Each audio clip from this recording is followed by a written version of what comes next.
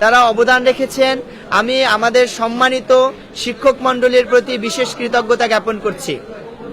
তৃতীয়ত, আমাদের সম্মানিত সংবাদকর্মী ভাই বোনদের প্রতি, যারা সেই দূর দূরান্ত থেকে সেই পুরান ঢাকার জঞ্জাটপূর্ণ এলাকায় এসে অত্যন্ত কষ্ট করে সারাদিন থেকেছেন এবং এখনো আপনারা আমাদেরকে সাপোর্ট দিয়ে যাচ্ছেন, আপনাদের প্রতি আমরা চিরকৃতজ্ঞতা জ্ঞাপন করছি।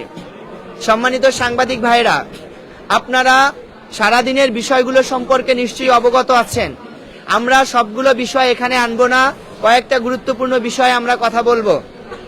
আপনারা জানেন, আমাদের ছাত্রদলের ভাইদের কর্তৃক আমাদের আইন বিভাগের মেধাবী শিক্ষার্থী 14তম আবর্তনের মাহিমা আক্তারের উপরে তারা শারীরিক হেনস্থা করেছে ছাত্রদলের ভাইরা, এবং তার উপরে ভব করেছে। এক পর্যায়ে তাকে জামাতের লোক বলে তাকে হেনস্থা করে তাকে পুলিশে দেওয়া হয়েছে।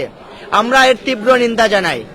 আমরা বিশ্ববিদ্যালয় প্রশাসন এবং রাষ্ট্রের কাছে আপনাদের মাধ্যমে স্পষ্ট বার্তা দিতে চাই, আগামী 24 ঘন্টার ভিতরে মাহিমাকে হেনস্থা করার পেছনে যারা জড়িত ছিল তাদেরকে গ্রেপ্তার করতে হবে। যদি রাষ্ট্র এবং প্রশাসন তাদের গ্রেপ্তার করতে ব্যর্থ হয়, তাহলে আমরা দেখব কিভাবে তাদেরকে গ্রেপ্তার করাতে হয়। আমরা আরো দৃঢ়তার সাথে বলতে চাই, আমাদের আরো 4 জন বোনকে হেনস্থা করা হয়েছে। ফিজিক্স ডিপার্টমেন্টে, ইসলামিক হিস্ট্রি অ্যান্ড কালচার ডিপার্টমেন্টে, অন্যান্য জায়গায় আমরা আপনাদেরকে জানিয়েছি। এই 4 জন বোনকে হেনস্থা করার পেছনে যারা জড়িত এবং যারা এই কাজগুলো করেছে তাদের যথাযথ বিচারের আওতায় নিয়ে আসতে হবে। তারপরে আমাদের দ্বিতীয় দাবি হলো, আমাদের নির্বাচন সম্পন্ন হয়েছে, আমাদের ভোট গ্রহণ শুরু হবে।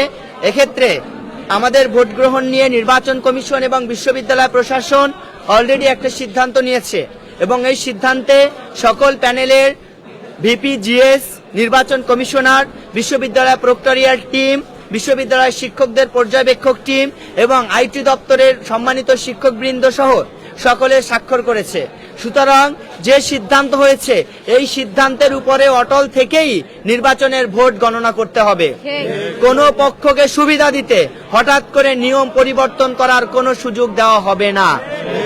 তার পরবর্তীতে আমাদের বিষয় হলো, আমরা দেখেছি যে রাস্তায় জগন্নাথ ইউনিভার্সিটি হলো এমন একটা ইউনিভার্সিটি যেটাকে আপনি ঢাকা ইউনিভার্সিটি বা জাহাঙ্গীরনগরের কথা চিন্তা করেন, চাইলেই লোকালয় থেকে বিশ্ববিদ্যালয় ক্যাম্পাসকে আলাদা করা যায়, কিন্তু জগন্নাথ বিশ্ববিদ্যালয় লোকালয়ে জনমানুষের জনবসতির ভিতরে গড়ে ওঠা একটা ক্যাম্পাস।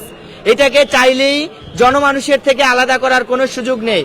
এখানে বিশ্ববিদ্যালয়ের পাশ দিয়ে হেঁটে যাওয়া সাধারণ পথচারীদেরকে ছাত্রদলের ভাইয়েরা জামাত ইসলামী ট্যাগ দিয়ে যে সন্ত্রাসী কায়দায় তাদের উপরে হামলা করেছে এবং যে সকল পথচারীরা এতে ক্ষতিগ্রস্ত হয়েছে তাদের বিচার নিশ্চিত করতে হবে।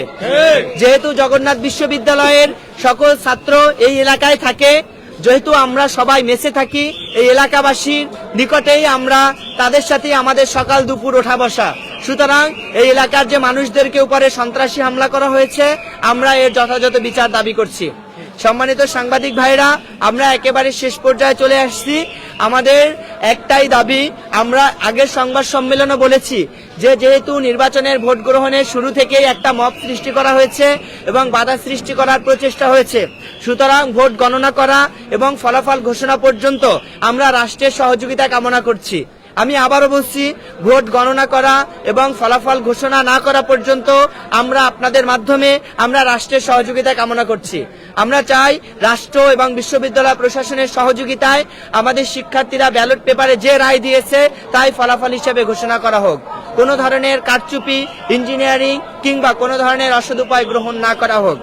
আজকের এই সংবাদ সম্মেলনে উপস্থিত হওয়ার জন্য আপনাদের সবাইকে ধন্যবাদ জানিয়ে আমি আমার বক্তব্য এখানে শেষ করছি। আসসালামু আলাইকুম রহমতুল্লাহ।